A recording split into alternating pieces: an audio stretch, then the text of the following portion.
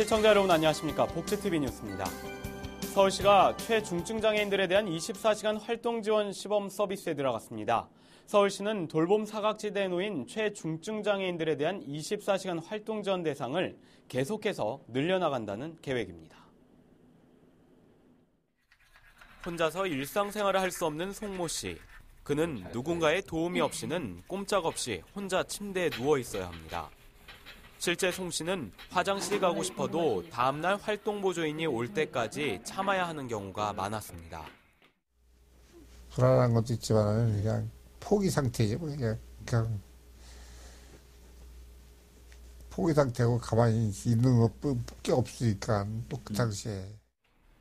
송 씨의 활동보조인도 활동 지원 서비스를 끝내고 퇴근길에는 늘 마음이 불안했습니다.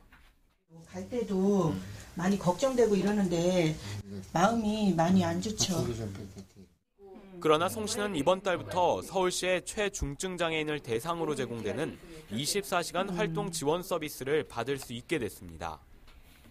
올해 서울시가 24시간 활동 보조 서비스 일부 예산을 편성했기 때문입니다. 이에 따라 서울시가 25개 구청에서 추천받은 수급자들 중 심의위원회를 거쳐 최종 선정된 85명에게 24시간 활동 보조 서비스를 시작했습니다. 2015년도의 예산에 반영해서 원래 처음으로 시범사업으로 병명에 한해서 활동 지원을 시작하게 됐습니다. 활동 지원 제도에서 분석을 해보고 점차적으로 확대해 나갈 계획입니다. 그동안 장애인들이 화재 등과 같은 위급 상황에서 제대로 대피를 하지 못해 사망 사건이 자주 발생했습니다. 그렇기 때문에 지금 이 시간에도 많은 장애인들이 하루하루 불안감에 휩싸여 나홀로 방에서 지내고 있습니다. 정부 차원의 24시간 활동 지원 서비스 지원 절실합니다. 복지TV 뉴스 박정인입니다. 한국장애인고용공단이 2015년도 주요 사업을 소개하는 자리를 열었습니다. 특히 이 자리에서 공단은 중증장애인 인턴제에 대한 구체적 계획안을 발표했다고 합니다. 김지영 기자입니다.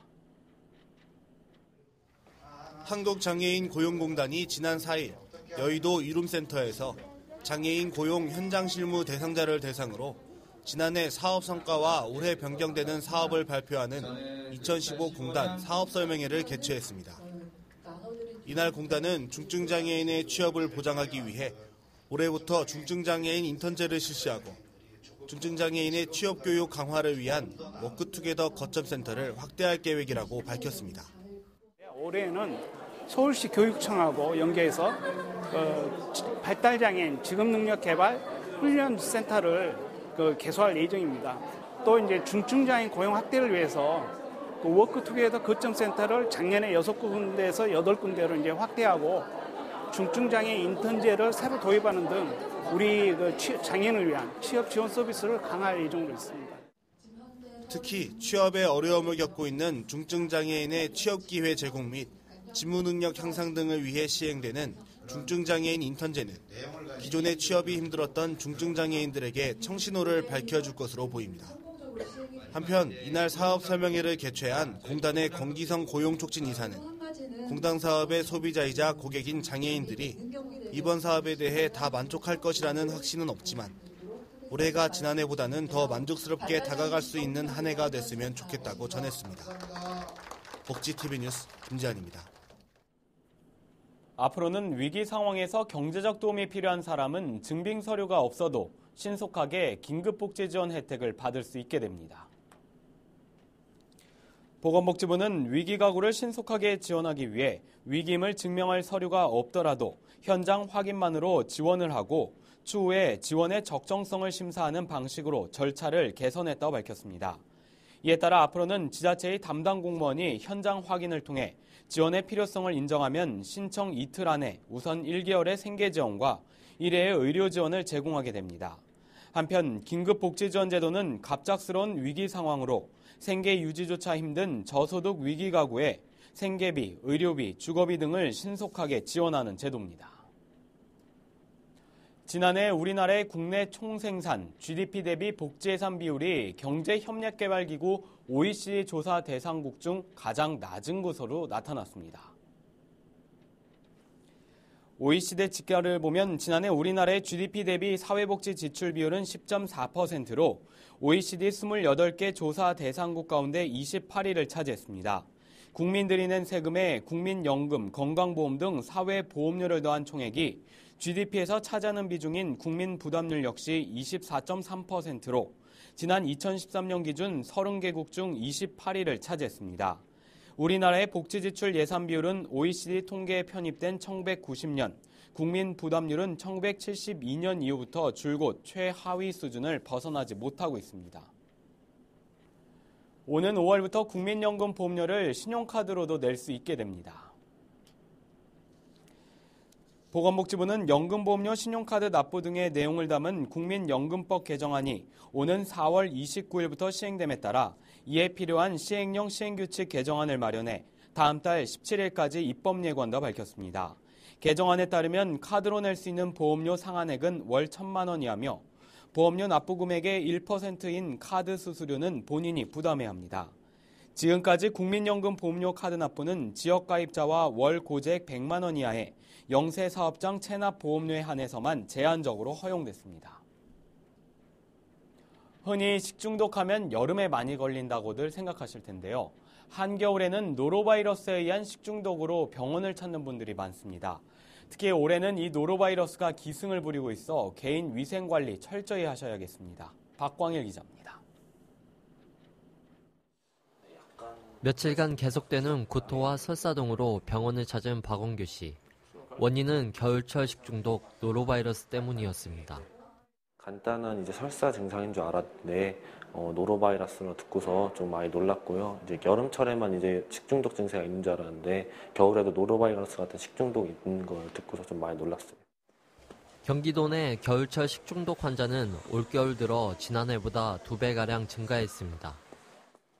오히려 낮은 기온에서 생존율이 높아 겨울철 더 활개를 치는 노로바이러스가 주범입니다. 이 노로바이러스는 오염된 음식물뿐만 아니라 사람 간 간염으로도 쉽게 발병합니다.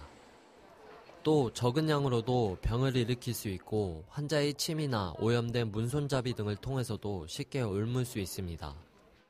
일상에서 노로바이러스 예방을 위해서는 흐르는 물에 20초 이상 손을 씻는 것이 가장 중요합니다.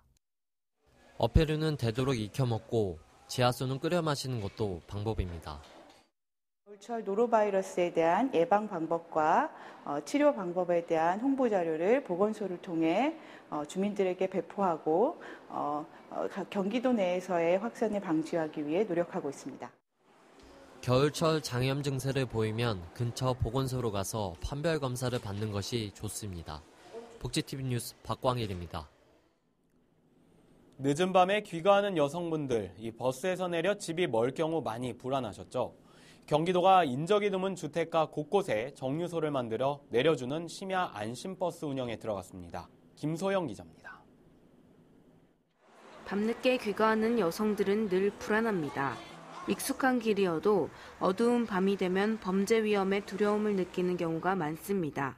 집에 자주 이렇게 밤길을 걷게 되는데요.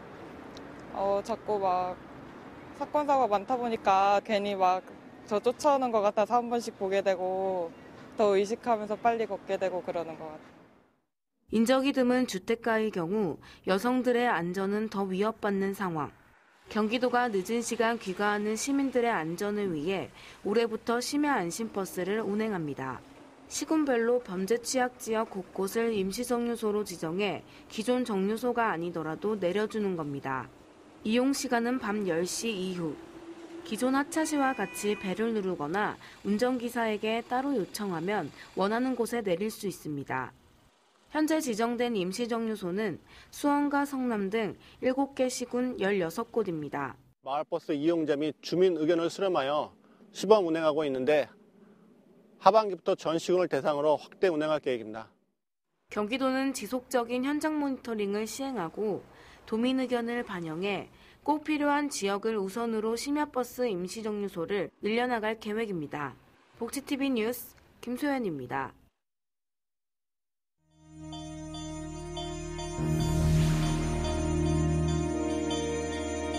이어서 간추린 뉴스를 전해드립니다. 제12회 전국장애인동계체육대회가 오는 9일부터 12일까지 강원도 평창과 강릉, 서울과 경기도 일대에서 열립니다. 이번 대회는 17개 시도 선수 370여 명을 포함해 모두 750여 명이 참가하며 알파인 스키와 크로스컨트리 스키, 아이스 슬레이즈하키 등 6개 종목이 펼쳐집니다.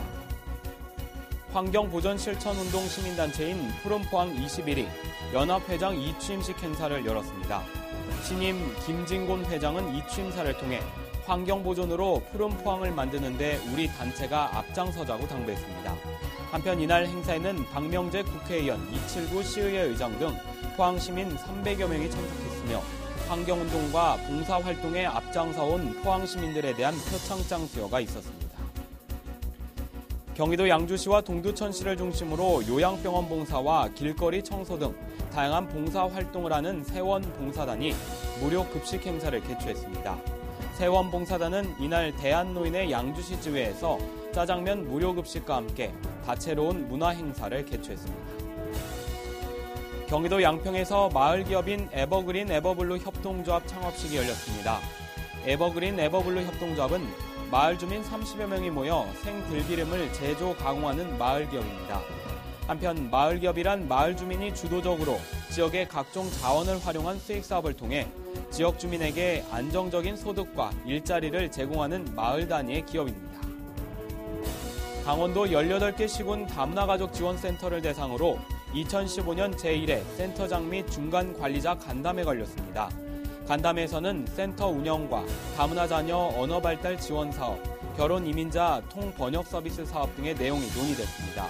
한편 이날 간담회에서는 올해 강원도 지부장으로 강릉 다문화센터장이 선출됐습니다.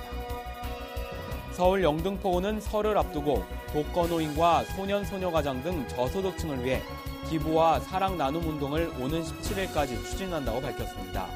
구는 각 주민센터에 바구니를 설치해 쌀, 라면, 통조림 같은 음식물과 비누, 세제, 휴지, 샴푸 같은 생활용품을 기부받는다고 말했습니다. 성금 전달은 서울시 사회복지 공동모금회로 하면 됩니다.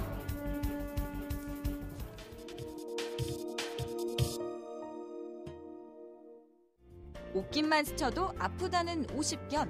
어깨 통증을 50견으로만 볼 수 있을까? 50견은 다른 어깨 질환과 동반돼 찾아올 수 있어 각별한 주의가 필요하다는데 이번 시간 건강해지는 팁에서는 50견 치료법에 대해 알아본다.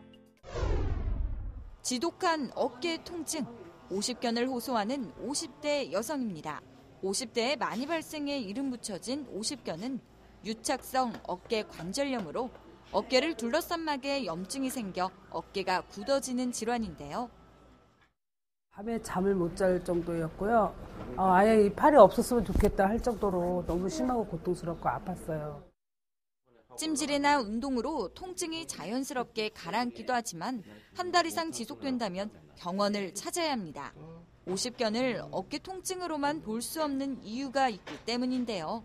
어깨 힘줄에 문제가 생기는 회전근개 질환을 동반하는 경우가 많기 때문입니다. 대표적인 것이 어깨 충돌 증후군으로 어깨뼈 위쪽에 솟은 견봉과 위팔뼈 사이가 좁아져 움직일 때마다 위팔뼈에 붙어있는 회전근개라는 근육이 견봉과 충돌합니다. 계속 충돌하면 회전근개가 찢어지는 회전근개 파열로 이어집니다. 3개월 이상 이런 자연치료를 해도 좋아지지 않고 관절이 회복되지 않는 분들은 꼭 병원을 내원해서 본인이 어떤 당뇨라든지 내분비 질환이 있는 전신질환이 있는지, 그리고 두 번째는 어깨 자체에 회전근개 질환, 즉 충돌 증후이라든지 회전근개 파열, 석회와 건염 등이 있는지를 꼭 확인하셔서 근본적인 원인을 치료하시고 50견을 같이 치료하는 것이 굉장히 중요하다고 하겠습니다. 50견은 치료 후 재발되지 않도록 어깨 스트레칭을 꾸준히 하는 것이 중요합니다. 또 찬바람을 쐬면 어깨 관절 상태가 나빠질 수 있는 만큼 직접적인 노출은 피하고 통증을 완화할 수 있는 콩류 음식이나 칼슘이 풍부한 유제품과 멸치 등을 섭취하는 것도 도움이 된다고 합니다. 내 몸에 대한 꾸준한 관심만이 50견을 치료할 수 있다는 것 잊지 마세요. 이야기가 있는 시간 오늘의 영상 함께 보시죠.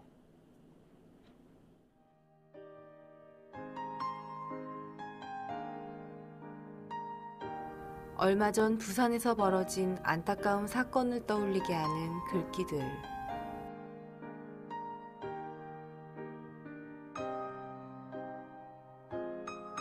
발달 장애인을 위한 시설 입주를 막기 위해 지역 주민들이 내건 현수막의 내용인데요.